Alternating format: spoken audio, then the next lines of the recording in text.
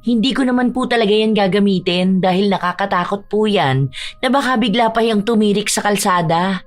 Isa pa, wala naman po akong pakialam kung luma yan at kung yan lang naman po ang afford nyo. Ang concern ko po ay ang ingay ninyo. Kayo po kaya ang matulog tapos magigising kayo dahil sa pagbomba niyang motor nyo. Sa totoo lang po ang pangit ng tambucho niyan, sobrang ingay. Nakakainit po ng ulo. Sana naman po magkaroon kayo ng respeto sa mga kapitbahay niyo po, ano? Kasi po hindi lang po kayo ang nakatira rito. May gusto pong magpahinga ha. Konting hiya naman po, ano? Mababwisit na babae ito Ang kapal na mukha mo sabihin na ito lang afford namin. Hindi mo nga kayang bumili ng ganito eh. Saka huwag mo ang pagsabihan ng mga ganyan Bagong lipat ka lang dito. Dapat ikaw ang marunong rumispeto. Ikaw ang mahiya dahil sumasagot ka ng ganyan sa mas nakatatanda sa'yo. Tanda mo to sa oras na manghingi ka ng tulong sa akin, hindi kita tutulungan. Ay, wag po kayong mag-alala. Hindi po ako hihingi ng tulong sa inyo dahil kahit nga po sarili nyo hindi nyo matulungan. Wag na po tayong magpayabangan dito. Ang pinapakiusap ko lang po sa inyo, sana naman po galangin nyo ang oras ng pahinga ng mga tao. Yun lang po. Salamat po. May mga tao talaga na hindi kayang pigilan ang pagiging hambog. Ipinagmamalaki ang mga bagay na hindi naman dapat. At nagiging masama ang ugali dahil akala nila ay sila na ang mas nakakaangat. Ito ang ugali ni Manuel na kinaiinisan ng lahat ng kanilang mga kapitbahay. Ang ugali rin na magdadala sa kanya sa isang sumpa na mahihirapan siyang makawala. Mapapabago ba siya nito o sadyang pipiliin niya pa ring manatili sa ugaling kinaiinisan ng lahat? Ay, salamat po rito, sir. Sakto po kasi mag-o-order pa lang sana ako ng ulam ko. Masarap yan kasi ang nagluto niyan yung anak ko nag-aral ng kulinary sa Maynila. Kilala mo si Chef Boy Logro? Alam ko na kilala mo yun kasi sikat yun eh. Napapanood pa yun sa TV. Kilala yun ng anak ko. Isa yun sa pumuri ng luto niya. Alam mo ba yung anak ko na yun? Nagtatrabaho yun sa isang sikat na kainan sa Maynila. Bumisita lang yun dito. Gamit nga niya yung binili sa kanya sasakyan ng boyfriend niya eh. Kaedad mo lang yung anak ko na yun. Pero ang dami na niyang achievement sa buhay. Ngayon may kondo na yun sa Maynila. Ay, wow! Congrats po sa anak nyo. Ang galing naman po niya. Sabihin nyo na lang po na salamat po rito sa niluto niyang ibinigay nyo sa akin. Bagong kapitbahay ka lang din kasi namin, kaya naisipan kong bigyan ka. Nandyan nga yung anak ko eh, tara. Gusto mo ba siya makausap? Para magtanong ka sa kanya kung paano maging matagumpay sa ganyang edad. Salamat na lang po. Saka na lang po kapag bumalik na ulit siya dyan. Hindi pa po kasi ako tapos maglinis ng bahay eh. Ang gulo pa po kasi dahil ang dami pa mga gamit na hindi pa nailalabas sa karton. Sige. Sasabihan kita sa susunod kung kailan yun uuwi. Minsan kapag umuwi yun, may mga dala yung pasalubong sa amin. Alam mo kasi, ang dami niyang kakilalang artista.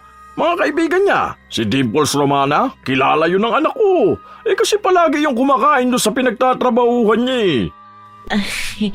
Ako rin po, kilala ko po yun kasi napapanood ko siya. Ikaw napapanood mo lang. Yung anak ko, nakakausap niya pa. Ang galing naman po ng anak nyo. Oo naman. Hindi lang siya. Pati yung dalawa ko pang anak. Hindi ko alam kung nakita mo na yung isa pero kasama namin nakatira dyan. Pero bihira lang kasi makita dahil ang daming ginagawa sa buhay eh. Mas matanda yun sa'yo, panganay ko yun. Ang kaedad niya yung anak ni Aling Doray. Pero mas successful naman ang anak ko, no? Yung anak no nagtatrabaho bilang production operator. Wala naman po yatang masama kung ganun ang trabaho ng isang tao. Lalo na kung nakakatulong naman sa pamilya niya. Hindi Kapag mga ganun trabaho, mga mababa lang yun, no? Parang hindi siya matagumpay na tao. Ang mga matatagumpay yung mga anak ko. Isang chef, isang businessman, tapos isang manager. Ikaw ba, anong trabaho mo? Freelancer po ako. Graphic designer po, ganun. Minsan naman po digital artist. Ay, wala ka palang maayos na trabaho, no? Maayos na trabaho po yun. Hindi lang po halata dahil freelancer po ako. Wala akong pinaka-boss. Madalas po na client, ganun. Or per kontrata ang ginagawa ko.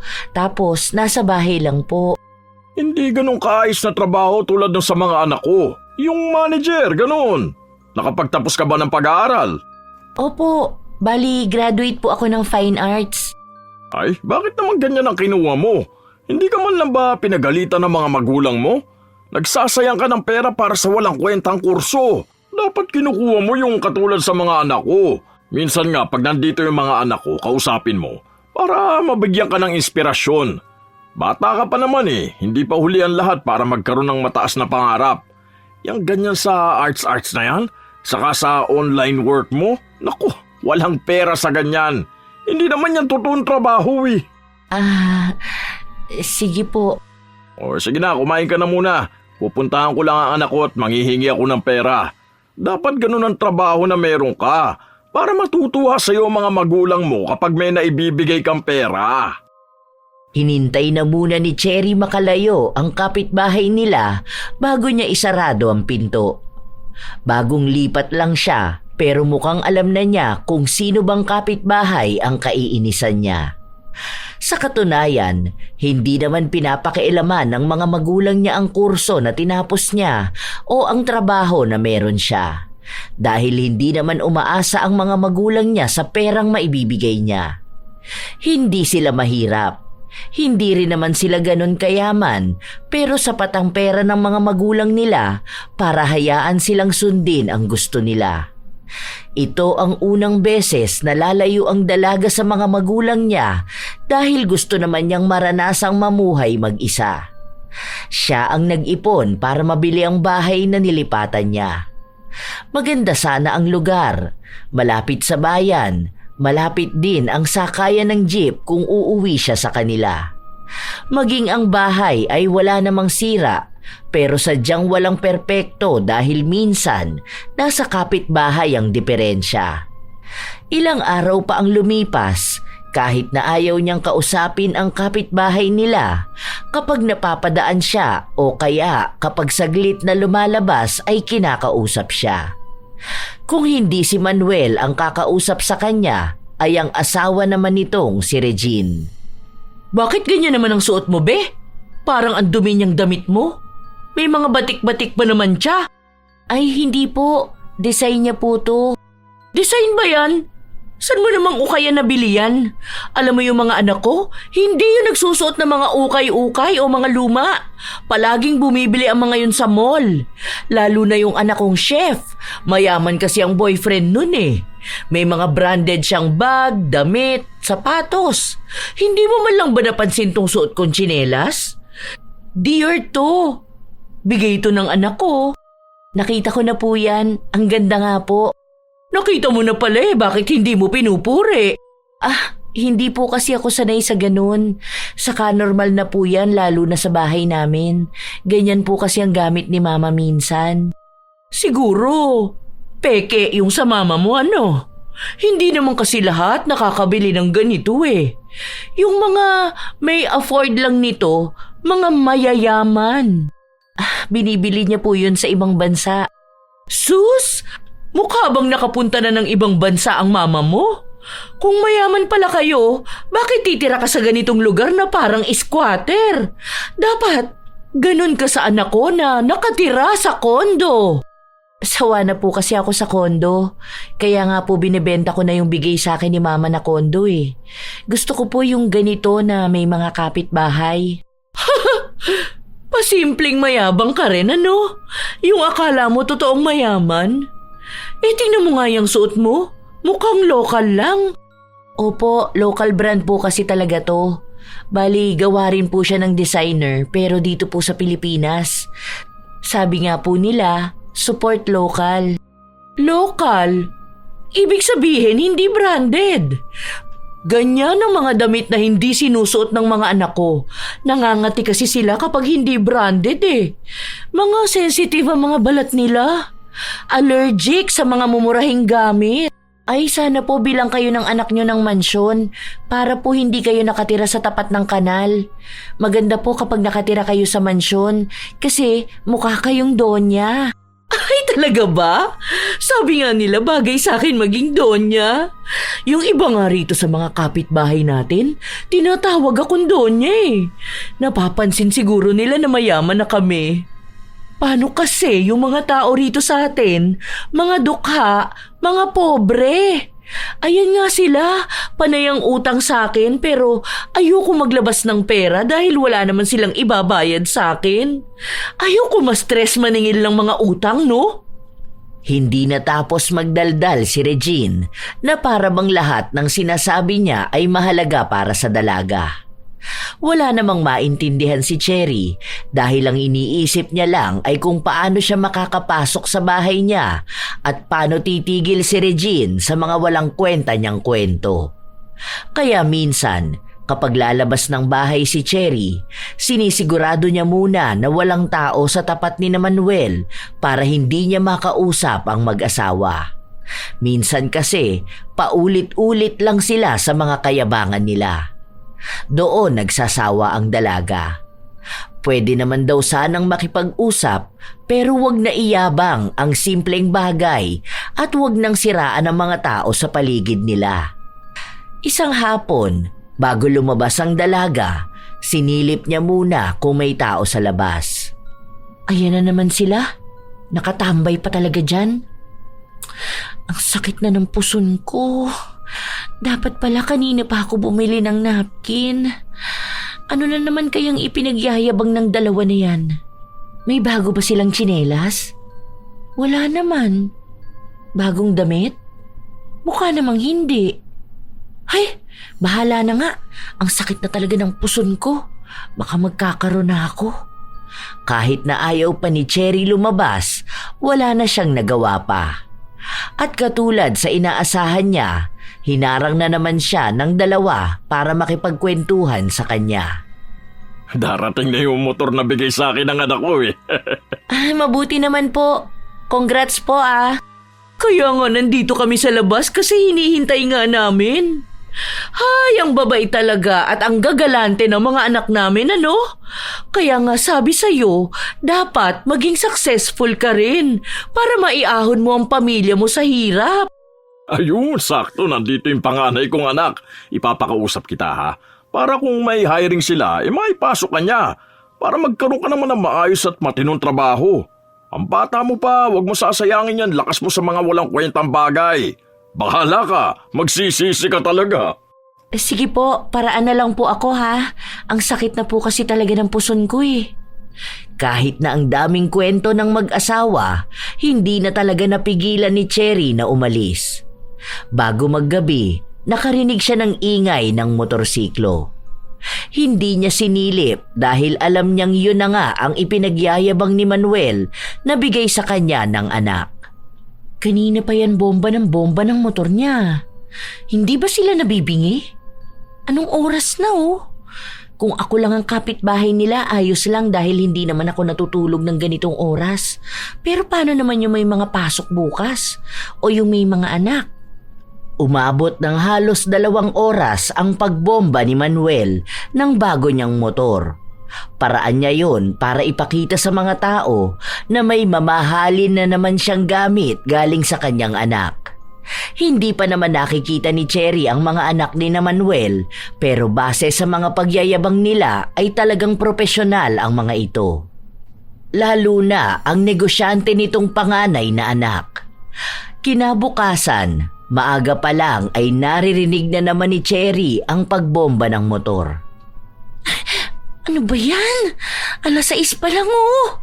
Kakatulog ko lang kaninang 3 a.m. Hindi ba nila titigilan yung bomba-bomba ng motor na yan?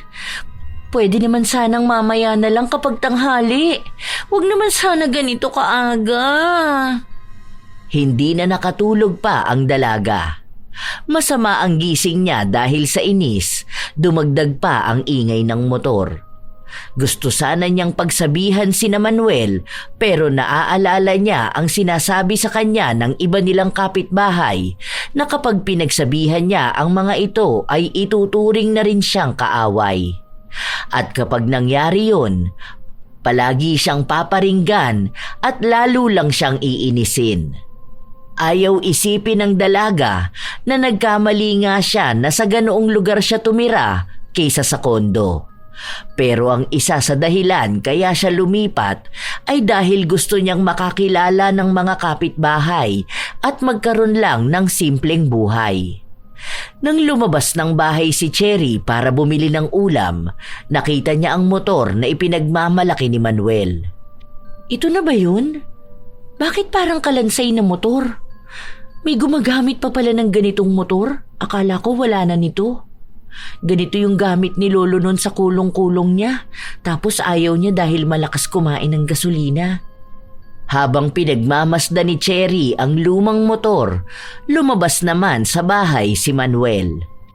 Oh, napatulala ka naman sa motor na bigay ng anak ko. Sabi ko sa iyo kagabi lumabas ka para makausap mo siya.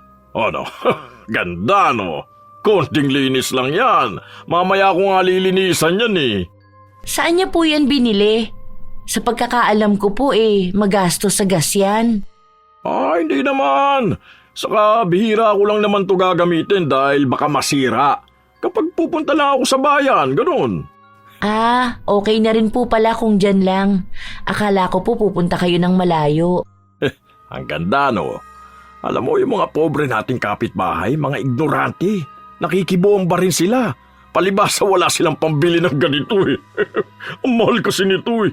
Binili to ng cash ng anak ko. Ang sabi niya nasa 100K to. Ang mahal naman po niyan. Sana bumili na lang siya ng Honda Click. Ano yun? Pangit yun, di ba? Mas maganda naman po yun kaysa dyan. Ay, okay na rin po yan kasi pang tricycle po. Pwede yun pang service nyo rin. Ayoko nga ng ganun. Baka akalain pa nila, tricycle driver ako. Bakit po? Wala naman po problema kung driver kayo. Marangal na trabaho naman po yun. Kung walang tricycle driver, baka po maging mahirap din ang transportasyon, lalo na kung may malalaking bitbit. Ang mahirap na trabaho yun. Hindi naman ako mahirap, no? Hindi na nakipagtalo pa si Cherry dahil halatangang hindi siya mananalo sa anumang sasabihin sa kanya ni Manuel. Marami sana siyang naisabihin pero baka makasakit lang siya ng damdamin kapag pinamukha niya kay Manuel kung ano ang ibig sabihin ng mayaman. Hindi rin pinalaki si Cherry na maging mayabang, kaya kahit na siya ang may ipagyayabang, hindi niya sinasabi sa iba. Isang araw, habang pabalik ang dalaga sa kanyang bahay galing sa tindahan, nakita niya ang mag-asawa na may kausap. Pamilyar ang mukha pero hindi sigurado ni Cherry kung saan nga ba niya nakita ang matandang babae. Pero baka isa sa mga kapitbahay nila. Ayaw ko nga kasi magpautang sa'yo. Dahil sabi ng anak ko, ang pera namin hindi nyo pang emergency. Saka may anak ka naman ng binata, di ba? Bakit hindi mo yung paghanapin ng magandang trabaho? Sa bagay, high school lang ang tinapos nun. Kaya pang mababa lang ang trabaho na kaya niya. Alam niyo, Manang, nakakaawa talaga kayo. Kasi kasalanan niyo yan kung bakit mahirap lang kayo eh. Hindi niyo kasi kami ginaya ng asawa ko. Pinalaki namin ng maayos sa mga anak namin para magkaroon ng magandang trabaho. Kayo kasi, dukha na kayong ipinanganak.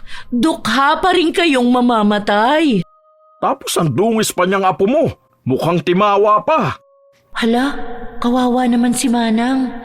Hindi na lang nila sabihin na ayaw nilang magpautang. Kailangan pa nilang laitin ng tao at ang buhay nila. Halata naman na wala silang pinagkaiba ng buhay. Umalis ka na lang, Manang. Hindi talaga kami maglalabas ng pera sa'yo. Dahil baka wala ka lang may pambayad. Depende na lang kung luluhod ka sa harapan namin tapos magmamakaawa. Baka pwede pang magbago ang isip namin. Pero baka lang ha? Kasi paano kung hindi kami maaawa? Baka kasi dinadaan nyo lang kami sa drama nyong yan.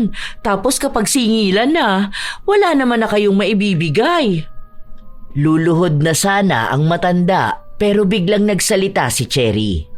Tinanong niya kung anong kailangan ng matanda at sinabi sa kanya na may sakit ang apo niya at gusto niya sanang dalhin sa ospital pero wala silang perang magamit. Hinihintay niya pa raw ang padala ng nanay ng mga bata at yun ang ibabayad sa mag-asawa kung pauutangin man siya. Kaya ang ginawa ni Cherry, inutusan niyang dalhin na sa ospital ang bata at hanapin na lang doon ang tatay niya para makatulong ito sa kanila. Nagbigay rin siya ng maliit na halaga na magagamit pamasahe. Baka sa mukha ng mag-asawa na hindi sila natuwa sa inasta ni Cherry. Ano naman yun? Bakit nagbigay ka ng pera? Tapos paaasahin mo pa yung tao na may makikita siyang Dr. Salazar? Meron naman po dahil doktor doon si Daddy. Daddy? Baka sugar daddy mo. Hindi po. Tunay ko pong tatay. Kalukuhan. Pakunwaring pagyayabang lang yan. Imposible na anak ka ng doktor. Ano yun? Hahayaan ka ng tatay mo maging mahirap? Ni wala ka nga sasakyan eh. Wala ka magandang gamit. Hindi ka tulad ng mga anak ko na halatang mayayaman talaga. Galing mo rin magpanggap, no? Saka, paano ka naman magkakaroon ng doktor na tatay kung walang kwenta ang kurso na kinuha mo? Hindi ka man lang pinagsabihan ng tatay mo? Tapos ang trabaho mo, hindi pa totoong trabaho. Sino ba namang kikita sa mga drawing lang? Hindi ko naman po kayo pinipilit na maniwala sa akin. Pero ang trabaho ko po ay trabaho talaga. May kinikita po ako. Binabayaran po ako ng malaking halaga. Sus, ang malaking sahod yung katulad nung sa mga anak ko. Kaya ako sa'yo, tigilan mo na yung pagkukunwari mo na mayaman ka at anak ka ng doktor. Yan ang nangyayari kapag nakatira ka lang mag-isa sa bahay. Nako, nakakabaliw talaga. Ano ba yung sinasabi nila? Delulu ba yun? Hindi ko alam ang ibig sabihin nun pero tigilan mo na yung pagiging delulu mo. Pasikat ka masyado. Dito sa lugar na ito, kami lang ang mayaman. Dahil mayaman ang mga anak namin. Ang totoo pong mayaman, hindi na kailangang ipangalandakan sa lahat na mayaman sila. Dahil ang totoong mayaman, kilala kung sino ang mayaman at nagmamayaman lang. At kapag may totoong humihingi ng tulong, talagang tumutulong sila. Ang mga taong mayayabang ay yung mga taong hindi talaga mayaman. Hindi po ako delulu, dahil kayo po ang delulu. Pasensya na po kung na-real talk ko kayo ha. Bakas ang inis kay Cherry dahil hindi na niya kaya pang manahimik. Lalo na kung may mga taong inaapi ang mga wala din namang kakayahang tumulong. Napapagod na rin kasi siyang pakinggan ang mga kasinungalingan at kayabangan ng mag-asawa. Katulad ng kanyang inaasahan, isa na rin siya sa kinaiinisan ni Manuel. Okay lang, ano naman pakiko kundi nila ako kausapin. Mas okay nga yun dahil walang mang-iinis sa akin. Diba? Wala akong maririnig na kwento na puro lang naman kayabangan. Na si ganito, kilala ng anak niya, tapos friend ni ganito si ganyan. Kulang na lang pati presidente friend ng anak niya. Halata namang gawa-gawang kwento lang. Habang nagpapahinga ang dalaga, naririnig na niya ang pagbobomba ng motor ni Manuel. Pinagpapatuloy niya ito na para bang walang ibang nakakarinig, kaya walang ibang maiinis. Palagi lang napapairap si Cherry. Ganon ang nangyayari halos araw-araw. Kahit anong oras yun, kahit na masyado pang maaga at may mga tao na nagpapahinga pa. Isang umaga, hindi na talaga kinaya ng dalaga. Halos 2 oras pa lang ang tulog niya, naririnig na naman niya ang motor na binobomba. Kaya lumabas siya. Naabutan niya si Manuel at kasama ang panganay nitong anak. Kuya, pwede po ba na mamaya niyo na lang ibomba yung motor niyo? Ang sakit kasi sa ulo, ang aga pa po masyado. Baka lang naman po, di ba? Inaano ka ba ng motor ko, ha? Naiinggit ka lang siguro. Hindi po ako maiinggit dyan. Dahil anong kaiinggitan ko dyan sa kalansay niyong motor na kakarag-karag? Ba't walang iya ka? Ang kapal na mukha mo sabihin kakarag-karag tong motor ko, ni hindi mo pa nga ito nagagamit. Hindi ko naman po talaga yan gagamitin dahil nakakatakot po yan na baka bigla pa yung tumirik sa kalsada. Isa pa, wala naman po akong pakialam kung luma yan at kung yan lang naman po ang afford nyo. Ang concern ko po ay ang ingay ninyo. Kayo po kaya ang matulog tapos magigising kayo dahil sa pagbomba niyang motor nyo. Sa totoo lang po ang pangit ng tambucho niyan, sobrang ingay. Nakakainit po ng ulo. Sana naman po magkaroon kayo ng respeto sa mga kapitbahay niyo po, ano? Kasi po hindi lang po kayo ang nakatira rito. May gusto pong magpahinga ha. Konting hiya naman po, ano? Mababwisit na babae to Ang kapal na mukha mo sabihin na ito lang afford namin. Hindi mo nga kayang bumili ng ganito Saka wag mo ang pagsabihan ng mga ganyan Bagong lipat ka lang dito. Dapat ikaw ang marunong rumispeto. Ikaw ang mahiya dahil sumasagot ka ng ganyan sa mas nakatatanda sa'yo. Tanda mo to sa oras na manghingi ka ng tulong sa akin, hindi kita tutulungan. Ay, wag po kayong mag-alala. Hindi po ako hihingi ng tulong sa inyo dahil kahit nga po sarili nyo, hindi nyo matulungan. Wag na po tayong magpayabangan dito. Ang pinapakiusap ko lang po sa inyo, sana naman po galangin nyo ang oras ng pahinga ng mga tao. Yun lang po. Salamat po. Galit na galit si Manuel dahil hindi na siya nakabuelta pa sa dalaga. Hindi na kasi siya hinintay pang magsalita, agad na siyang tinalikuran at pumasok sa loob ng bahay. Kinabukasan, paglabas ni Cherry, nakita niya ang mga kapitbahay nila na nag-uusap-usap. Bakit? Anong meron? May nangyayari ba sa paligid natin na hindi ko alam? Sinabi sa kanya na may mga tsismis silang naririnig na tungkol sa kanya. Nagmamakaawa raw siya kay Miguel dahil gusto niyang magkaroon ng trabaho pero dahil masama raw ang ugali niya ay hindi siya tinutulungan. Parusa na lang daw yon sa kanya. Ay wow! Ako magmamakaawa sa ibang tao? Ni hindi nga niya magawang matulungan ang mga anak niya Baka gusto niyang sabihin ko sa kanya kung anong negosyo nung pinagmamalaki niyang businessman na anak. Nakita ko yon nung nagpunta kami sa kabilang bayan. Andun siya namamalimos. Yun pala ang business niya. Ililihim na lang sana ni Cherry ang mga nalalaman niya pero sadyang nadala na rin siya ng inis na nararamdaman niya. Dahil sa kanyang mga sinabi, nagkaroon na naman ng bagong bulong-bulungan ng mga tao. At base sa inaasahan niya, sinugod siya sa bahay ng mag-asawa. Dalawa pa talaga sila, kaya alam ni Cherry na malala na ang naging problema. Ano yung kasinungalingang pinagsasasabi mo sa kanila? Ha? Bait-baitan ka lang kung titingnan pero mapanira kang tao? Wala namang kasinungalingan doon. Nadulas lang ako. Hindi ko naman sinasadya na masabi yun. Kayo kasi ang nanguna Inilaban ko lang ang sarili ko. Bakit niyo sinasabi sa kanila na nagmamakaawa ako sa inyo para lang pakabitin niyo ako ng kuryente? Hindi naman ako naputulan. Pero wala kang karapatan na siraan ang mga anak ko. Hindi ko sila siniraan Isa lang ang sinabi ko, yung sa businessman. Totoo namang nakita ko siyang namamalimos Hindi pulubi ang anak ko! Baka ikaw ang pulubi! Dahil tingnan mo yung suot mo, halatang mumurahin lang. Basahan lang namin yan, ano? Basta alam ko, nagsasabi ako ng totoo. Kung ano ang nakita ko, yun na po yun. Sorry kung hindi nyo rin alam. Lumipat ka lang dito para manggulo sa amin Kilalanin mo kung sino ang binabangga mo Dahil malalaking tao ang mga kilala namin. Baka gusto mong ipakulong kita ngayon dahil dyan sa mga maling chismis mo. Ay, kalma lang po tayo, ano? Isa-isa lang po, Dalawa pa kayong sumusugod sa akin. Isa lang naman po ang sinabi ko sa kanila. Nakita ko ang anak nyo kasi nagbigay pa nga kami ng 20 sa kanya. Nagulat pa nga siya nung nakita niya ako. Saka hindi naman po ako makakapagsalita ng ganon kung hindi nyo rin ako sinimulang i-chismis. Di ba po? Bawi mo sa kanilang sinabi mo tungkol sa anak ko. Respetado kami sa lugar na to tapos dudungisan mo lang ang reputasyon namin? Hindi ako papayag. Sinasabi ko sa iyo sa susunod na banggain mo ang pamilya ko, pagsisisihan mo talaga.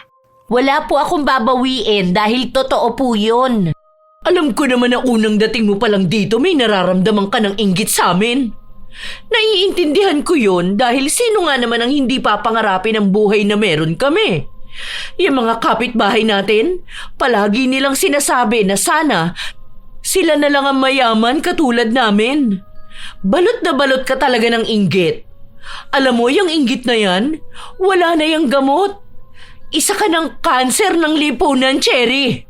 Ang ginagawa ng mga taong insecure at inggitera, malamang manira ng tao. Kaya ayan, sinisiraan mo ang mga anak namin dahil yung buhay na pangarap mo nasa amin na. Ay, never po ako naiinggit sa kahit na sino.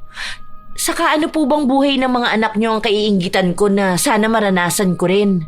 Kasi wala po ako matandaan eh. Ano bang pinaglalaban mo, ha? Mayaman ka ba para banggay mo kami ng ganito? May pera ka bang pambayad sa abogado kapag idinimanda ka namin? Hindi po ako magbabayad ng abogado kasi kuya ko na po ang abogado. Siya po, totoo pong abogado. Hindi po siya tulad ng anak niyong fake CEO. Kaya huwag niyo pong sasabihin sa akin na inggit ako sa buhay niyo. Kasi wala naman po akong makitang kakaiba sa inyo. At talagang ginagalit mo ako ng husto, ha? Malandi kang babae ka! Siguro kaya palagi kang nasa loob ng bahay niyo dahil yung trabaho mo pang malalandi! Baka tama nga ang sinabi ng anak ko. Pokpok ka siguro! Sorry po hindi ko po trabaho ang trabaho ng anak niyo sa Maynila. Alam niyo po, walang saysay itong pagtatalo natin eh. Ano po bang gusto niyong iparatang sa akin? Malandi? Pokpok? Paano po kung anak niyo yung pokpok? Ano pa ba? Walang pinag-aralan? Hindi naman kasi graduate naman ako ng kolehiyo. May work din naman ako. Sa akin pa nga tong bahay na binili ko mismo ng cash. May kondo ang anak niyo? Meron din naman ako. Pero sa akin nakapangalan kasi akin yun mismo. May motor? Wala naman akong gagawin sa motor kasi hindi naman ako lumalabas. Baka may TV kayo sa loob ng bahay niyo. Meron din po ako. Ayan, ang laki. Ano pa bang dapat niyong ihabang sa akin? Sige po, isa-isahin natin. Pasok kayo sa bahay ko. Upo po kayo sa bagong bili at malambot kong sofa. Fully paid, cash basis. Napakayabang mo, animal ka! Akala mo naman nasa iyo na ang lahat at ikaw lang ang may kakayanang mamuhay ng ganyan. Hindi po ako nagyayabang. Sinasabi ko lang po yung palagi niyong sinasabi. Ginaya ko lang po ang mga linya niyo. Bakit naman po kayo nagagalit sa akin? Galit na galit si Manuel at para masisi palalo si Cherry ay nagpanggap siyang inatake sa puso. Agad siyang isinugod sa ospital at hinihingian ng pera ang dalaga para daw sa nagastos nila sa pagpapagamot ni Manuel at ang ibabayad nila sa ospital. Agad na tumawag si Cherry sa kanyang ama para tanungin ang kalagayan ni Manuel at nalaman niya na wala naman itong sakit. Nagpunta lang sa ospital para magpatingin pero wala naman silang babayaran. Nang itanong ng kanyang ama kung kilala niya ba yon, ay hindi niya sinabi ang katotohanan. Dahil baka kapag nalaman na may problema siya sa kanyang mga kapitbahay, ay palipatin siya ng titirhan. Gusto niya pa naman ang bago niyang bahay, pati ang iba niyang mga kapitbahay. Sadyang ang problema niya lang ay ang mayabang na pamilya ni Manuel. Ano? Bakit hindi mo pa ibigay ang pera? Ang akala ko bang sabi mo ay mayaman ka? Oh, bakit ngayon hindi mo maibigay yung pambayad ng ospital ng asawa ko? Gusto mo bang idemanda kita? Ha? Wala naman daw pong babayaran sa ospital. Si Daddy na po sana ang papakiusapan ko na magbayad. Kaso ang sabi niya sa akin, wala namang sakit ang asawa niyo. Nagpunta lang ng ospital para magpa-check up. Kung gusto niyo po, magbibigay na lang ako ng panggas niyo. Parang bayad po sa effort niyo magpunta ng ospital. Sinasabi mo ba na mukha kaming pera? Ha? Ay, wala po ako sinabi Ang sabi ko lang po magbibigay ako ng pera pang gas. Yung motor po kasi ng asawa niyo, malakas po kasi yun sa gas. Magkita tayo sa korte! Walang yaka! Uy, te, saan ka pupunta? Bakit umalis ka naman agad? Grabe, sa korte agad. Bilis naman ang demandahan dito. Wala namang ginagawa yung tao. Ilang araw na ang nakalipas Pero palagi pa ring nagagalit si Manuel sa dalaga, lalo na kapag nakikita niya ito. Minsan pa, nakasabay niya si Manuel sa tindahan, binangga pa siya nito para maunahan siyang bumili. Pabili nga ako ng Coke, 1.5. Nagluto kasi yung anak kong chef Nandyan sa bahay ngayon, dala yung bago niyang boyfriend na mayaman. Chinese yun, boss ng isang company sa Pasay. Ang pogi nga tapos mabango pa. Hindi siya katulad nung Chinese ni Lara na mukhang mabanto tapos ang taba pa. Itong anak ko, magaling kasing pumili ito ng lalaki. Doon na siya nakatira sa kondo ng Chinese na boyfriend niya. Binilan nga siya ng bagong iPhone Nakisabat na lang ang iba pang nakatambay sa tindahan at sinabi na iba na naman ang lalaking kasama ng anak niya na para bang linggo-linggo ay nagpapalit ito ng boyfriend. Aba, malamang maganda ang anak ko kaya maraming nanliligaw. Kapag ayaw niya na sa lalaki, iiwan na niya. Kapag nakakita na siya ng mas mayaman pa. Yung mga anak ko kasi matatalino. Hindi sila katulad ng mga anak nyo, Chip. Mas lalo namang hindi siya katulad ng ibang babae dyan na bastos magsalita at nagpipiling mayaman at punong-puno ng kayabangan. Nandito naman ako. Bakit hindi niya pa binanggit ang pangalan ko? May sinasabi ka ba dyan, Cherry? Kung natatamaan ka sa sinasabi ko, pasensya ka na kung totoo lang ako, ha? Kasi yung anak ko na sinasabi mong pulubi, ayun, nasa Korea ngayon. Doon daw muna siya magbabakasyon dahil may snow. July pa lang po ngayon. Sa pagkakaalam ko lang po, walang snow doon dahil summer nila. Ewan ko lang po kung nagbago na ang klima nila nung nagpunta si Mr. CEO. Para namang may alam ka sa klima sa ibang bansa, hindi ka pa nga yata nakakasakay ng eroplano. Yung mga anak ko, lahat yan pabalik-balik sa iba't ibang bansa kung saan nila gusto magpunta. Ito nga ang bunso ko kagagaling niya lang sa China. Tapos may pasalubong siya sa aking sabon. Ang sabi nga ng mga anak ko, sa Pasko raw, pupunta kami ng Japan. Lahat kami! Okay po.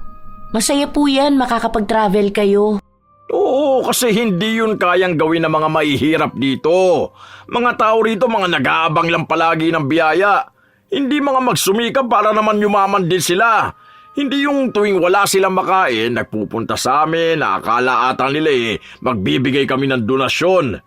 Kung sana tutukan nila ang mga anak nila at sabihin sa kanila na dapat paglaki gayahin ang mga anak ko para naman makaramdam sila ng kaginhawaan sa buhay.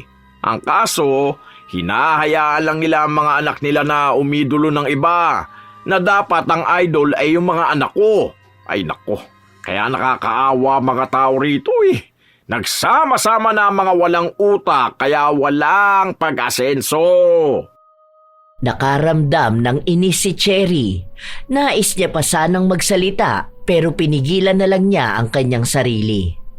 Alam niya kung saan na naman pupunta ang magiging usapan nila. Mauuwi na naman sa bangayan at ang bangayan na yon ay magiging malalang away. Hindi pa naman gusto ng dalaga na may nakakaaway siya. Ilang araw pa ang lumipas, umuwi na ang anak ni Manuel na sinasabi niyang galing sa ibang bansa. Naging mayabang na naman ang mga kapitbahay nila. Madalas silang nagpapatugtog ng mga Korean song. O kaya kapag may kapitbahay na napapadaan sa kanila, panay siya kwento ng ginawa ng kanyang anak sa Korea. Binaliwala na lang yun ni Cherry dahil wala naman siyang planong makinig sa mga kayabangan at kasinungalingan ng pamilyang yun. Pero talagang sinasadya nila na iparinig sa kanya ang usapan. Nang minsang lumabas siya dahil nililinisan niya ang tapat ng bahay, doon na nagsimulang muli ang kayabangan ng mag-asawa. Kaya natutuwa talaga ako sa mga anak natin Iba talaga kapag totoong may mga pinag-aralan, Hindi natutulad sa kahibangan ng ibang tao na akala mo sila ang matalino at mayaman. Ewan ko ba? Ang mga tao lang naman na nagagalit sa tagumpay natin yung mga taong inggitera. Sinabi mo pa. Dapat kasi kapag inggit, pikit. Talagang nagpaparinig pa sila, As if naman nakakainggit sila. Kung may kaiinggitan lang ako ay unang beses nagkaroon ng snow sa Korea kahit na summer. Basta kapag nagpunta tayo ng Japan, gusto ko magsuot ng makapal na jacket. Libre pa naman ang anak nating mayaman yun. Kung hindi ba naman tayo sinuswerte sa kanila, di ba? Ay, baka biglang mausog ng mga inggitera yung plano natin. Meron pa naman dyan sa paligid. Hindi talaga matutuloy yan kung puro kayo kayabangan sa buhay. Paparinig pa kayo sa akin. Wala naman akong pakialam sa inyo. Hindi naman din ako sa inyo nang hihingi ng pangkain ko. Iniisip ko pa nga kung sinong pwede nating isama sa Japan eh. Di ba ang sabi ng anak nating boyfriend na mayaman, pwede pa tayo magsama ng isa pa?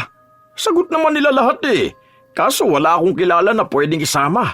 Ayoko naman yung mga pobre nating kapitbahay. Mga ignorante yun eh. Baka makakita lang ng malaking building, isipin na nila nasa lugar sila ng mga engkanto. Ayoko pa naman ng ganong kasama. Yun bang nakatingala pa sa malalaking building, tapos nakanganga pa? Natatawa na lang ang dalaga sa mga naririnig niya. Sina Manuel at Regine lang talaga ang nakilala niyang mahirap na sobrang yabang at hinahamak pa ang mga kapwa niya mahirap. Para bang alam na niya lahat ng bagay at yung mga simple lang naman ay inaakala niyang gawain na ng mga mayayaman. Iniisip na lamang ni Cherry na baka paraan na lang yon ng mag-asawa para pagaanin ang loob nila. Pero hiling na lang ng dalaga ay wag nilang matahin ang ibang tao dahil kung magsasabi sila ng mga panlalait sa mahihirap, ibig sabihin lang ay nilalait din nila ang kanilang sarili. Gusto sanang sabihin ni Cherry na hindi naman na nila kailangang magpanggap na mayaman para respetuhin ang iba.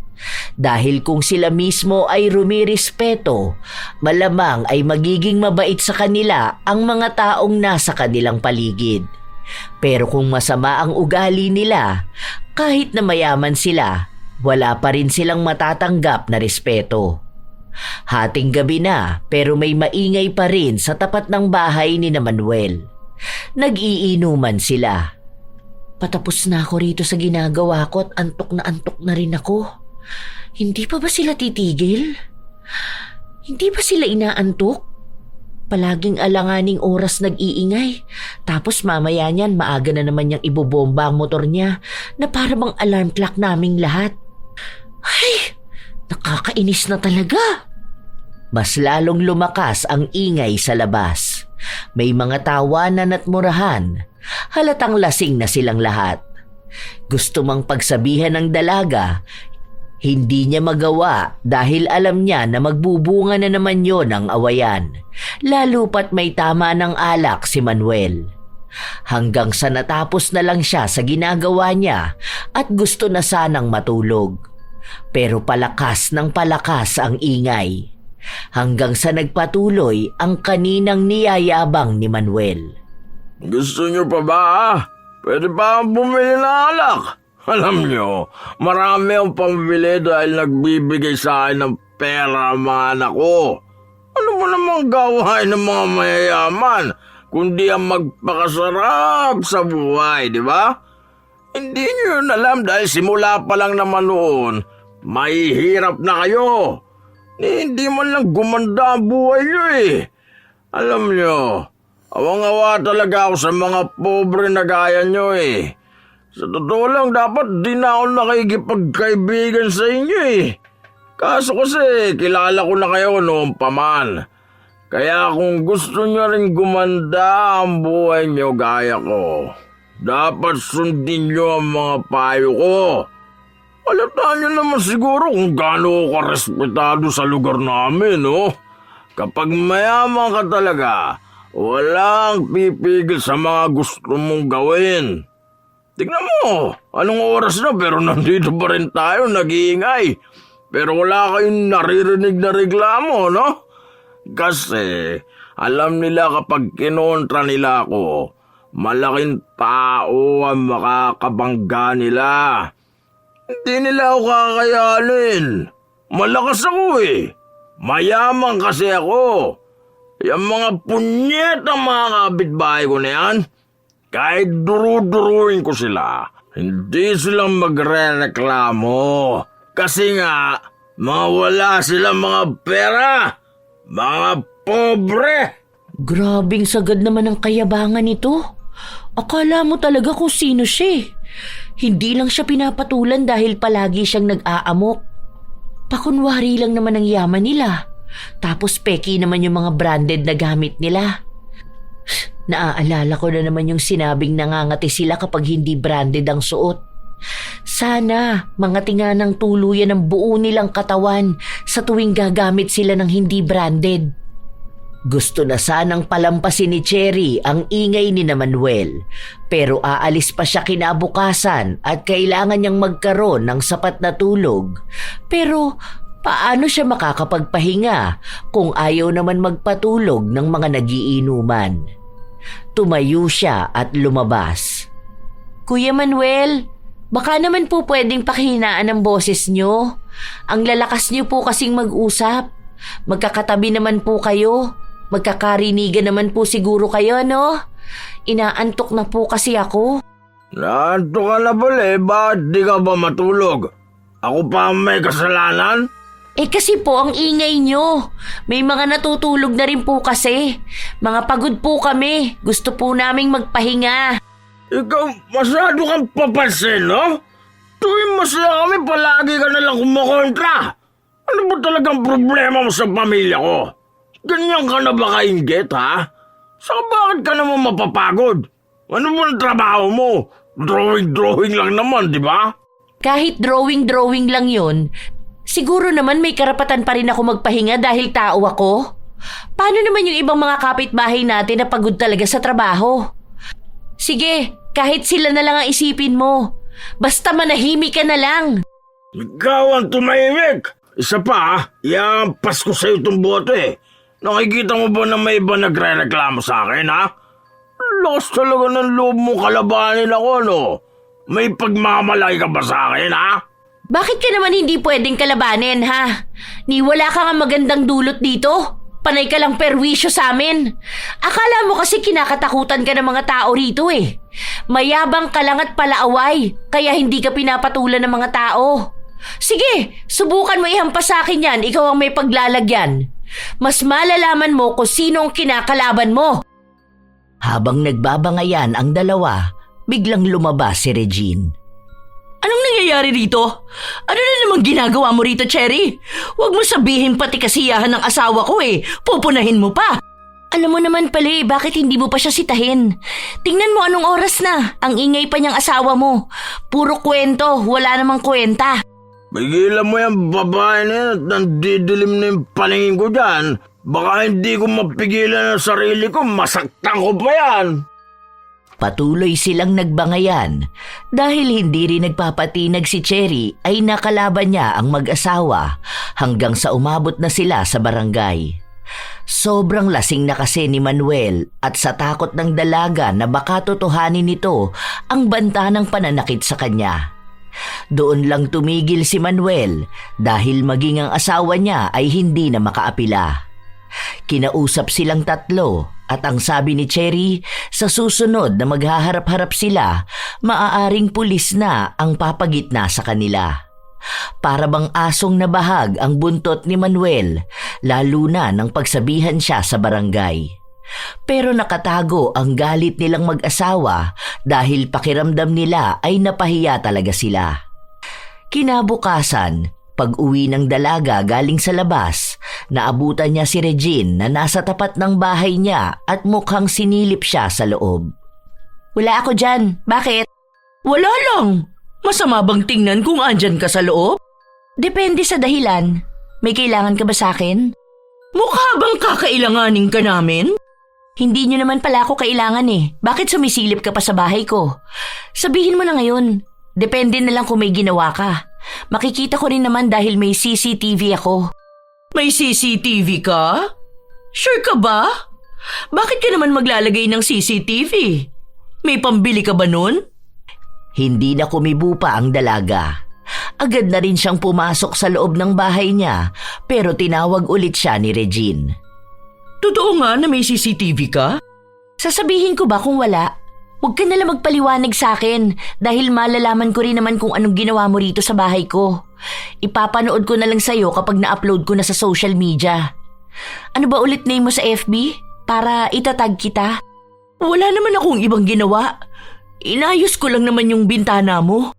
Inaayos mo o sinisira mo? Kakapaayos ko lang yan. Basta, inayos ko lang. Huwag mong ipopost ang mukha ko ha. Kakasuhan kita. Okay, kung gusto niya ng kasuhan, then go. Pagod na ako makipagtalo pa. Bago matulog ang dalaga, tiningnan muna niya ang kuha ng CCTV. Nakikita niya kung paano magtangka si Regine at ang anak niyang baklasin ang bintana niya. Mabuti na lang at matibay ang gamit na ipinalit niya. Dahil sa inis niya, ipinadala niya kay Regine ang kuha na yon at sinabi na sa susunod na mahuli niyang pinapakialaman ng bahay niya, sisiguraduhin ni Cherry na hindi lang sila makukulong kundi mapapahiya rin. Hindi humingi ng tawad si Regine. Sa halip ay ipinaglalaban niyang inaayos lang niya ang bintana. Ilang araw pa ang lumipas, muli na namang narinig ni Cherry ang kayabangan ng pamilya ni Manuel. Narinig lang ito ni Cherry habang nagpapahangin siya sa labas matapos na mawala ng kuryente ang kanilang komunidad. Anong oras kaya magkakaroon ng kuryente? Gusto ko na tumambay sa loob ng bahay dahil may aircon. Sinilip ng dalaga ang loob ng bahay. Walang kisame at bukas ang bubong. Magkano ba bill nyo ngayon? Sa amin mura lang Nasa 7K. Wala naman silang kuryente. Bakit may babayaran silang bills? Mahal talaga sa atin. Wala ba namang patayan ng aircon Hindi pa naman nakaranas ng malamig na bahay ang mga yan. Kaya nga tumatambay yan sila sa mall para kahit paano maranasan naman nila ang aircon. Ganyan din gawain ng pamilya ni Harold. Nakita ko silang buong pamilya pumunta sa Walter Mart. Akala ko naman kung anong bibilin. Magpapalamig lang pala dun. Nakakaya yung ganoon lalo na kapag nakikita na ibang tao. Kasi isipin ng mga ignorante sa lamig ng aircon. Panigurado ang iingay ng mga anak niya ron. Hindi pa naman mapagsabihan ng mga batang yun. Nagsalita ang kapitbahay nila at sinabi na nagpapaayos na ng bahay si Harold. Nasa abroad na raw kasi ang asawa nito at ang unang balak nilang gawin ay ayusin ang barong-barong nilang bahay. Sus, kunwari lang nila yung pagpapagawa na yan. Nakita ko nga yung bahay nila Ang naipagawa lang, nagpalit lang sila ng trapal. Malabo na makapagpadala ng malaki ang asawa noon. Ano bang trabaho no sa abroad? Alila lang yun Katulong ba? Ang daming sinabi ng kapitbahay nila at maganda naman kung papakinggan. Pero sadyang hindi nagpapatalo si Manuel. Ayaw niyang nakakarinig ng kwento na may ibang taong nagtatagumpay. Para bang gusto niya ay siya lang ang may magandang buhay. Walang karapatan ng iba na umunlad. Yung CCTV natin, mahal. Ayusin mo, baka hindi makuhanan yung sa harapan ng bahay. Hirap na, baka may mga tao diyang magtangka ng masama sa atin. Nalaman lang na may CCTV ang bahay ko. Meron na rin sa kanila. Lahat na lang Ano pa kayang gagayahin ng mga to? Maayos na yan. Saka lagi naman ako nakabantay sa bahay. Walang iba magtatangka dyan. Aba, subukan niya lang at maghahalo ang balat sa tinalupan. Hindi na kumibo pa si Cherry. Pumasok lang ulit siya sa bahay niya para kunin ang kanyang tablet. Lumabas siya, bit-bit din ang maliit niyang bentilador. Ay, mabuti na lang pala nakapag-charge ako. Pero feeling ko malulobat na rin to. Napatingin sa pwesto niya ang mag-asawa at dalawa pang kapitbahay na nakatambay din sa labas. Nagtanong pa ang isa kung magkano raw ba ang bili niya sa bentilador niya. Ay, hindi ko po alam kasi regalo po sa akin to ng ninang ko. Pero sa Japan po to nabili. Nung bumisita po siya sa amin, binigay niya po to.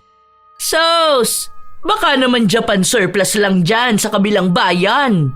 Para lang kunwari may masabi na galing sa Japan. Akala mo talaga may kakayahan silang makabili ng ganyan? Che! Lumang brand naman yan.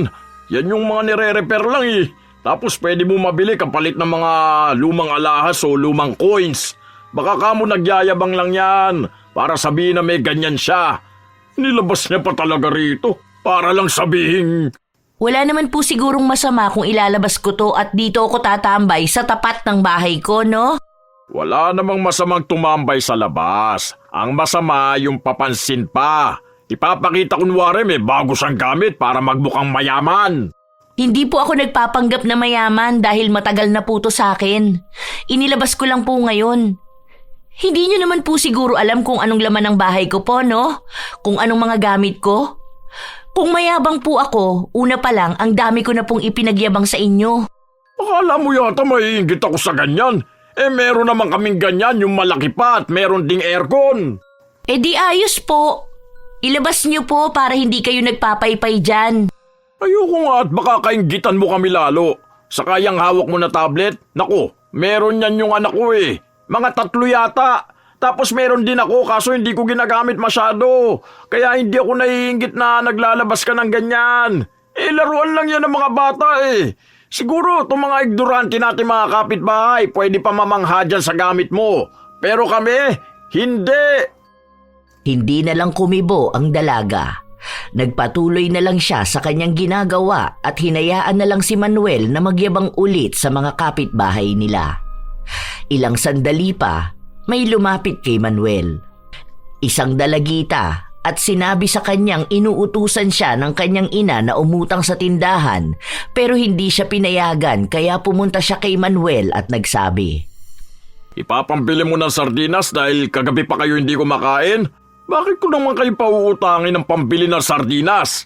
Alam mo ba, yung sardinas na yan, pagkain lang yan ng mga pusa namin.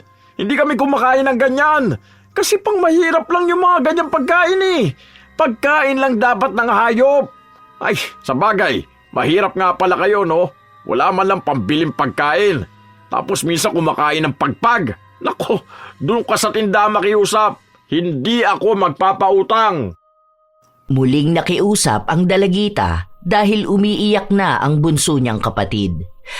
Babayaran naman daw niya kapag nabayaran na siya sa ginawa niyang paglilinis sa isang bahay.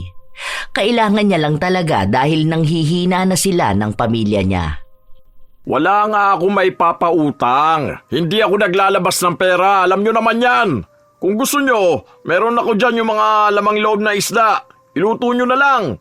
Pwede nyong pakuluan tapos lagyan nyo ng sibuyas at asin. Pwede na yun. Kakain kasi kami ngayon ng sinigang na isda eh. Sa hindi naman namin kinakain yung laman loob nung nabili namin. Kaya pinatanggal ko na lang. Gusto nyo ba? Iluluto sana yun pagkain ng pusa namin eh. Nagsasawa na kasi sila sa sardinas. Be, halika rito, may ibibigay ako sa'yo. May mga dilata ako rito, bigay ni Daddy.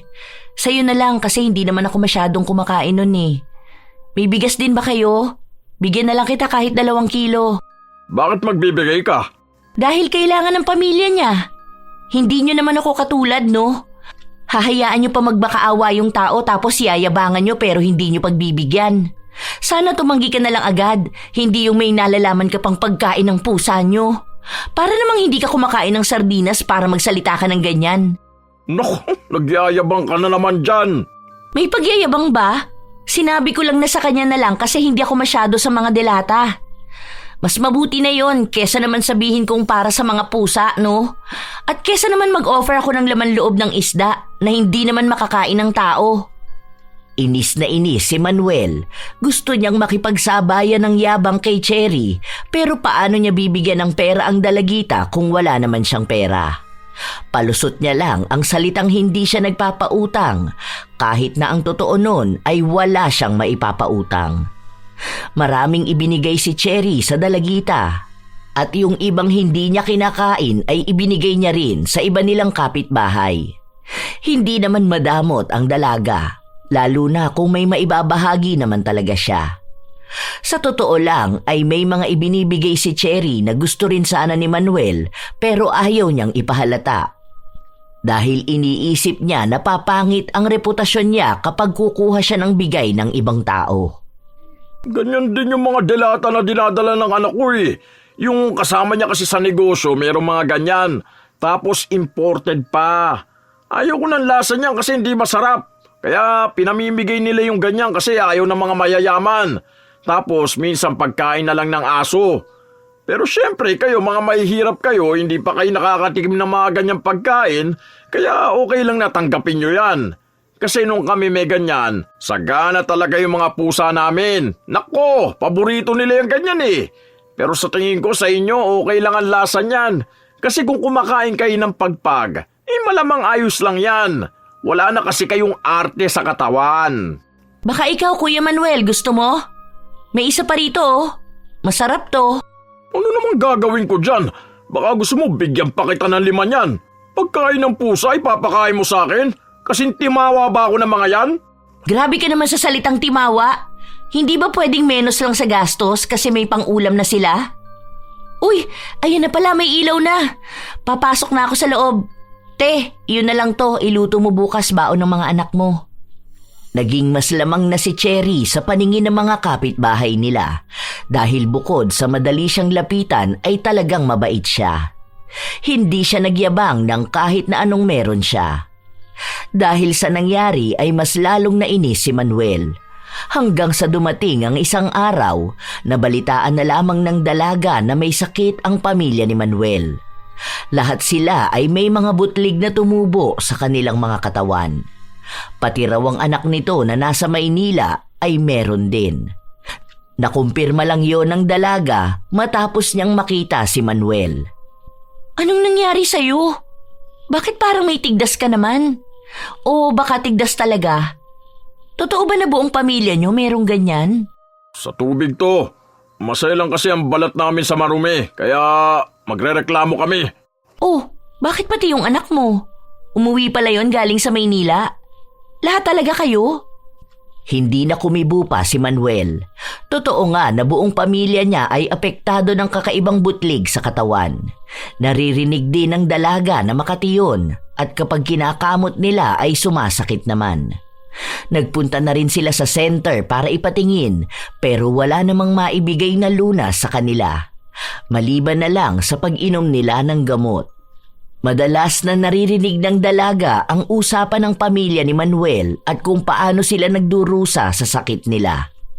Ano kayang nangyari sa kanila? Kung marumi ang tubig, pare-pareho lang naman ang tubig namin.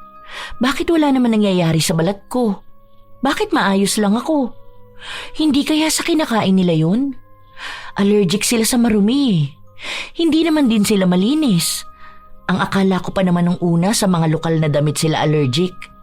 Teka, parang naaalala ko na hiniling kong sana mga tiyang buo nilang katawan kapag hindi branded ang suot nila. May kinalaman ba yun? Ano yun na manifest ko? Ano yun, parang sinumpa ko sila? Ay hindi, baka nagkataon lang yun. Baka may ginawa sila kaya ganun ang nangyayari sa kanila. Pinipilit ng dalaga na wala siyang kinalaman dahil hindi rin naman siya naniniwala sa mga sinasabi niya na kahit minsan ay nagkakatotoo ang hinihiling niya. Makalipas ang ilan pang mga araw, wala pa ring nangyayaring pagbabago sa balat ng pamilya ni Manuel. Nagkakaroon na lang sila ng mga sugat, marahil ay sa tuwing kinakamot nila ang kanilang katawan. Isang araw, nasa labas na naman si Cherry. Naglilinis siya ng harapan ng bahay niya. Nakita niya ang mag-asawa na nagbabanli ng kanilang katawan. Teka lang, Abdi! Ang init! Sandali lang! Aray ko! Huwag mo munang igalaw! Kaya nga yan masakit dahil pinapatay ang mikrobyo. Isusunod ko pambanlian yung mga anak natin. Kawawa naman sila. Hindi pa naman sanay sa mga ganito ang balat nila. Buisit naman kasi tong allergy natin eh. Hiniwalayan patuloy ng mayamang Chinese ang anak natin. Huwag mo nang isipin yung Chinese na yon. Ang dami pa naman diyang mayayaman lalaki. Siya ang nawala ng magandang girlfriend. Ang problemahin natin kung paano ito mawawala. Makikisabat lang ako. Bakit po hindi kayo magpunta sa ospital? Para naman po maipatingin nyo yan, di ba? Wala kaming tiwala sa mga doktor. Bakit naman? Sila lang naman ang makakatulong sa inyo. Nagpunta nga kayo ng center, tapos pagdating sa doktor ayaw nyo. Paano naman kayo mabibigyan ng gamot? Huwag mo nga pakialaman ang desisyon namin. May family doctor kami. Inihintay lang namin siya makabalik ng Pilipinas.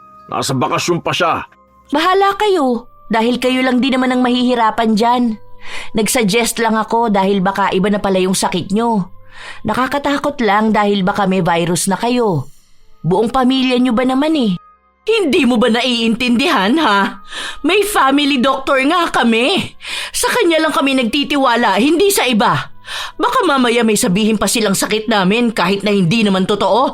Tsaka hindi naman kasi magagaling ang mga doktor. Mga manghuhula lang sila ng sakit. Mas magaling pa nga sa kanila ang anak kong bunso eh. Buti pa yun nakaisip ng gamot na pwede naming ipampahid. Medyo nawawala ang kate kapag ginagawa namin yon. Alam niyo po, walang mangyayaring maganda sa inyo kung palagi niyong pinapangunahan ng yabang. Baka mamaya yung mga pinapahid niyo sa katawan niyo eh. Imbis na makagaling sa sakit niyo, mas lalo lang lumala. Magaling yung mga anak ko na yun sa mga gamutan. Hindi lang siya nagdoktor pero tignan mo nga medyo umaayos na kami. Mas magaling pa nga yun kaysa dun sa anak ni Marivic eh. Yung nag-aaral maging nurse pero mas matalino naman ang anak ko. Kuya Manuel, hindi ko kilala yung mga pangalan na binabanggit niyo. Wala namang kinalaman yung mga tao na yun sa sakit niyo eh. Pero talagang babanggitin niyo pa sila para lang maiyabang niyo ang anak niyo. Kung ako sa inyo, time first muna sana sa kayabangan ano? At tupagin niyo na lang muna sana yung kalagayan niyo. Ay basta, hintay namin ang family doctor namin. Kahit wala naman? Sinasabi mo ba na sinungaling kami? Okay sige, wala naman ako magagawa eh. Basta ako nagsabi lang. Nakakaalarma kasi ang nangyayari sa inyo eh. Alangan naman na hayaan ko rin. Kasi mamaya nakakahawa pala kayo. Tapos dikit-dikit tong bahay natin. Itong sakit namin, allergy to ng mga mayayaman. Baka meron lang na dikit sa amin na gamit ng mga mahihirap eh. Lahat ng nakapalibot sa atin puro pang mahirap. Ito mismong tinitirhan natin pang mahirap na to. Kaya sana, wag na kayong umarte na para bang dati kayong nakatira sa mansyon, ano? Kung dito nyo na pinalaki ang mga anak nyo, ang ibig lang sabihin nun, mahirap kayo. Walang nakakahiya sa pagiging mahirap. Mas nakakahiya yung nagmamayabang ka at minamata mo yung kapwa mo mahirap. Kabago-bago mo lang dito ha. Kaya huwag ka magsalita dyan na parang nasubaybayan mo ang buhay namin. Okay, sige. Baka sabihin nyo na naman nakikialam ako. Matigas talaga ang ulo ng pamilya ni Manuel at ayaw nilang magpatingin sa doktor. Sa halip nga na magbago sila, mas nangingibabaw pa rin talaga ang kayabangan. Iniisip na lang ni Cherry na marahil ay parte na ng buhay nila ang pagiging mataas ang tingin sa sarili. Ilang linggo pa ang nakalipas, mas lumalala na ang sakit sa balat ng pamilya ni Manuel. May mga sugat na sila sa iba't ibang bahagi ng kanilang katawan na siyang nagiging dahilan kaya kinatatakutan na sila. Iniiwasan na sila ng mga tao dahil iniisip nila na baka kapag lumapit sila o madikit sa katawan ng isa sa pamilya ni Manuel ay mahahawa sila. Arte nyo Ano ba akala nyo sa sarili nyo mga malilinis na tao? Kung makaiwas kayo sa amin, daig pa namin ang may nakakahawang sakit Kami pa nga dapat na umiwas sa inyo dahil kayong mga mahihirap, mga dukha, mga pobre, mga walang mararating sa buhay. Kuya, mali naman ata yung mga sinasabi mo. Sa halip na makita mo kung anong mali sa inyo, talagang mas pinatibay nyo pa ang pagiging mayabang at masama ang ugali. Ano bang pakialam mo Isa ka rin naman sa kanila, di ba? Ikaw na nagpapanggap na mayaman. Hindi ako nagpapanggap. Magkaiba tayo ng ginagawa. Akala mo ba hindi ko alam na wala na kayong makain? Na mapuputulan na kayo ng kuryente dahil wala makapagtrabaho sa inyo? Kaya nga gusto nyo ibenta na ang motor nyo kaso walang bumibili. Kung hindi yan pagiging mahirap, anong tawag dyan? Kaya wag mo naman sanang hamakin ang mga kapitbahay natin dahil ang iba sa kanila may mga pangarap na makaangat sa buhay. Baka yung mga tinatawag mong mga pobre sila pa yung makakaranas ng marangyang buhay sa hinaharap. Ayaw nyo kasing tanggapin ang katotohanan na hampas lupa rin naman kayo. Hindi kami hampas lupa! Mayabang lang talaga kayo at iniisip nyo na kakayan-kayanin nyo lang ang mga tao sa paligid nyo. Kaso yun ang mali nyo. Kaya ayan, pinaparusahan na kayo. Sa dami nyo ba namang nilait na tao rito Sa dami ba naman ang kinutya nyo sa pagiging mahirap nila kahit mahirap din naman kayo? Allergic kayo sa pagiging mahirap, di ba? Ngayon, ayan, mas pinapadama sa inyo lalo kung ano ba kayo. Yon ay ang pagiging dukha. Nais na magwala ni Manuel pero hindi niya magawa dahil nauubos ang lakas niya. dahil nangangati ang buo niyang katawan. Ang buong pamilya niya ay ganon din ang nararamdaman. Pero kahit na ang dami ng salitang binitawan ng dalaga, hindi pa rin matanggap ni Manuel na tama nga siya. Ilang araw pa ang lumipas na tuluyang nawalan ng kuryente ang bahay ni Manuel. Wala na silang makain, wala nang kahit na ano. Wala naman silang ibang masisisi dahil kahit naman magkano ay hindi sila nakapag-ipon. Ang mga nagiging nobyo ng anak nilang babae, hindi naman nagbibigay ng pera. Sa katunayan, ang mga pinagyayabang nilang bigay ng mayamang lalaki ay hindi totoo. Ang mga gamit na inuuwi ng kanilang anak ay galing lang sa basurahan ng mga kapitbahay nilang Chino. Kapag may itinatapon silang gamit, agad tong kinokolekta ng anak nila para may maiuwi. Yon ang katotohanan, pero ayaw pa ring tanggapin ni Manuel kaya pilit niyang ipinagyayabang ang hindi naman totoo. Dahil napapansin ng dalaga na nahihirapan na ang pamilya ng minsan niyang kinainisan, siya na ang nagpresenta na pakabitin na lang muna sila ng kuryente. Ayoko! Bakit ko gagawin yun? Para ano? Para ikaw na naman na maging bida? Wala naman akong balak na magpasikat. Hindi ka ba naaawa sa sarili mo o sa mga anak mo? Sama-sama kayo rito na madilim at mainit. Tapos may mga sugat pa kayo sa katawan nyo. Kapag pinawisan kayo, malamang masakit yan. Nagmamagandang loob lang naman ako. Magpapakabit na rin kami. Nakalimutan lang naming magbayad. Halos 1 linggo na po ang nakalipas. Pero kung ayaw niyong tanggapin ang tulong ko, bahala kayo. Hindi ko naman kayo pipilitin. Pero sana po maintindihan niyo rin ang kalagayan niyo. Wala namang nagmamataas, walang nagmamalaki. Dapat marunong kayong humingi ng tulong dahil magkakapitbahay tayo. Tanggapin niyo na rin po ang katotohanan na mali talaga kayo sa pagiging mayabang niyo. Dahil dapat lagi niyo pong iisipin na hihingi rin kayo ng tulong sa mga kapitbahay niyo. Kaya dapat maging mabuti kayo. Hindi na pinilit ni Cherry si Manuel dahil alam niya na kapag kailangan talaga nito, dapat matuto siyang tumanggap ng tulong galing sa iba. Nang kinagabihan, lumapit si Manuel kay Cherry. Di ba, nag-aalo ka ng tulong? Pwede pa ba? Yung sa kuryente? Oo, sana eh. Kung okay lang sa'yo. Kung hindi naman, ayos lang din. Nahihiya akong humingi ng tulong eh. Okay lang naman po. Dapat kanina pa para maaga-aga pa. Wala ata tayong magagamit na extension. Wait lang. Magtatanong ako kay Ate Malu. Salamat talaga sa tulong mo, Cherry. At sana mapatawad mo ako sa mga kasalanan ko sa'yo, ha? Sorry talaga kung palagi kitang inaaway. Wala na sa akin yun, kuya. Basta lagi mong tatandaan na walang taong nakakataas kanino man. Pantay-pantay tayong lahat, kaya dapat nagtutulungan tayo. Sana matuto ka na at huwag ka na ulit babalik sa pagiging mayabang at masama ang ugali. Dahil masaya kapag kaibigan at kasundo mo ang mga kapitbahay mo. Yun ang unang beses na nakipantay si Manuel sa mga kapitbahay niya at doon niya nakita na mababait naman sila. Sadyang naging mataas lang ang tingin niya sa kanyang sarili kaya ang dating normal niyang gawain ay pinandidirihan na niya. Nagtulungan ang magkakapitbahay para lang kay Manuel. May mga nagpapaabot ng pagkain sa kanila at may nakapagsabi rin na mas maganda kung magpatawa sila. Baka kaya ganon ang nangyayari sa kanila ay dahil nanuno sila. Wala namang nasabi ang magtatawas pero tinuruan sila kung anong dapat gawin para gumaling sila. Habang nagpapagaling naman ang pamilya ni Manuel, iniisa-isa niyang hingian ng tawad ang mga kapitbahay niya. Lalo na ang mga minaliit niya. Doon niya inamin ang katotohanan tungkol sa mga anak niya at kung ano ba ang tunay nilang trabaho. Mga gawain para lang may kitain na perang siyang papawi sa kanilang mga gutom na sikmura.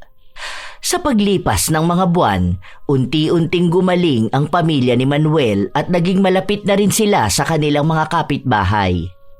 Isang araw, kumatok si Manuel sa pinto ng bahay ni Cherry. Kagigising lamang ng dalaga nung pagbuksan niya ito. Bakit kuya? May dala akong ulam para sa'yo. Luto yan ng anak kong chef. Isa po ba tong ulam na to sa tinuro sa kanya ni Chef Boy Logro? Oo, yung anak kong kaedad mong successful sa buhay na may bago na namang Chinese na boyfriend.